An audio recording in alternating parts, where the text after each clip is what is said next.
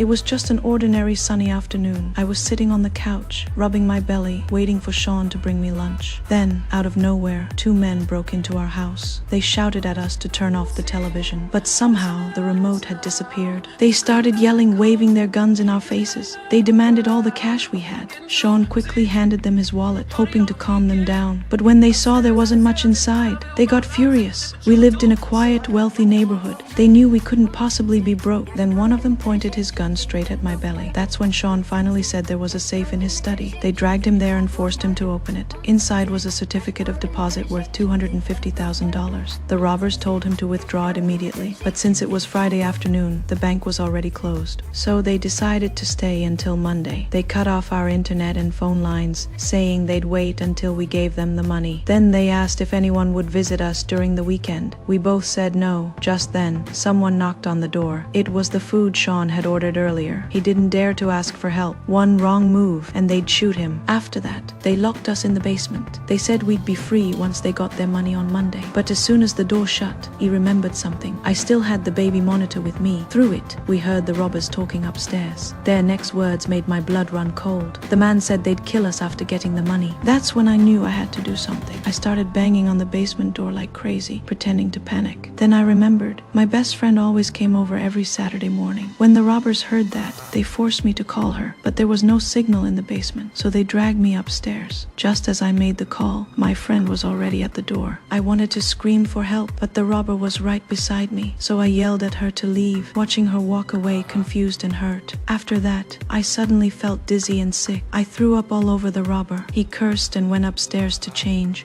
I knew this was my chance. I told the female robber I needed my medicine. While she went to look for it, I secretly slipped the basement key into my pocket. Later, she locked me back downstairs. But when I showed Sean the key, his eyes lit up with hope. We quietly opened the door, sneaked into the garage, and started the car. For a brief moment, I thought we were finally free, but the sound of the engine gave us away, and when we reached the gate, our hearts sank. The robbers had blocked our way with their car.